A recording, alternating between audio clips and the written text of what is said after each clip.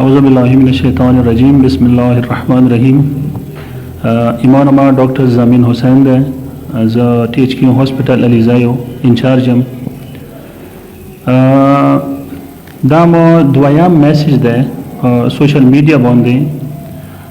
لک کلیریفیکیشن کول پکور دي پبلک د پاره یو اویرنس سیشن هر ځکه پکور ده خو سوشل میډیا نن سبا یو داسې هتیار دی مسره څنګه هر چا په پونچ کې ده زه اسپیشلی خطاب کوم یا مخاطب کوم خالق د کورمي اوسیدونکو کورمي اپډیټس دا شه دي چې کورمي کې کورونا وایرس کیسز شته دي مو کچې ته ویایو لوور کورم په لوور کورم کې 20 کیسونه دا شیو هغه هم سره پوزیټیو او هغه کې یو ډیث شوی و ششو ورسک ولا یغه کانټیکټس وو هغه نم سیمپلز واخستلو هغه سیمپلز کې فل هال مسرا 17 پلس ماینس دا کې سونه شتا دي په سنټرل کورم کې تبلیغی جماعت کې یو کیس مس پوزیټیو راغلی دی نو دا شی دا حل کا ماګنوي دا تو سه ډیر ایزی خسته دی اټلی یو ملک دی تو سه ټول نه ماوریدلی دی یا وای عوامو حکومت بو تبار پر ویلا د شای مسرشتا دی عوامو نه منله نن سبا اټلی کې ټولو نه زیات کی سنا اموات ډیر زیات دی واجه څه دی واجه دا دی چې وای عوامو دا مسله ډیر حل کا خستیو ایمو دا ریکویسٹ ده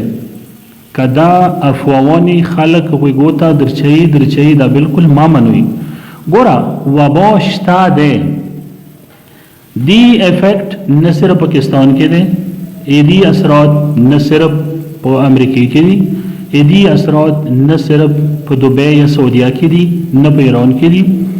200 ملکونا پلس مائنس 200 ملکونا پوس دا خلقو افیکٹ کری دی انٹرنیشنل میڈیا لگیا دے صرف پاکستان میڈیا نہیں لگیا انٹرنیشنل میڈیا لگیا دے ٹوٹل شرع اموات زیاد شوی دی نو پلیز دا سے کار وکوئی تو سے دخل کو افوانو باندے ہیس کل بروسا ما کوئی دا شای وبا شتا دے دا او منوئی دا دوی طریقی دا دی سے یا زون باج کوئی بل چک باج کوئی څو پورې تاسو ځان باج کوئ او را پورې په بل څوک باج کوئ ایمو دا ریکویسټ ده چې تاسو خلکو باندې رحم وکړئ کچې تا 2 هفته تاسو د سوشل گیدرینګ نه ځان وساتوي د هجوم کې ماچوي هجوم نه ځان وساتوي دا شای ایمو خپل لسونه ایمو خپل خلین لګي دا شای دا نه نن سبا یو بازارو کې دا یو تاثر شروع ده چې پاکستان ټول نه ګنده ترین ملک دی دا ګند نه لګيږي دا بالکل غلط یو کنسپټ دی ګند نه لګيږي دا شای ایمو تو سي لسونه لګيږي ایدی واجه ایدی روکتام صرف او صرف یو پوینټ دا دی چې تاسو یې وپن او دا مسله حل کا مخلوي د مو تاسو ته ریکویسټ دی چې مخلوي مو په الیزای هاسپټل او پی ډی دی شارت باندې سٹارټ کړی و چونکه دا پیشنټ فلو کم و دی شارت باندې سٹارټ کړی و چې تاسو هغه خلک چې وای ته ډیر ضرورت دی هغه خلک هاسپټل ته رسوي چې چوتا واقعي ضرورت ایمرجنسي کیسز باندې دی موږ ریکویسټ ده چې غیر ضروری خپل خونه وتل نه دی پکور غیر ضروری بازارو کې دکانو کې نستل نه دی پکور او چې کلام د ضرورت وي خپل کور کولی سره ډایرکټ خونی ته تلل دي لسونه منځل پکور دي روزانه هر وخت چې سوره مقاده ملويږي کوم مریضان دي هغه ټخولي ولادي هغه ته ماسک چول پکور دي ٹھیک ده او ضروری نه چې ته ماسک چولې وي او ته نوست وي ګیدرینګ کې سلو 200 کسانو ګیدرینګ کې نه بیا ماسک ته فائدہ نه درکې ماسک چول سرا ته پکور دی و بل کم از کم شپږ فوټه وریا ودریدل ډیر ضروری شی دی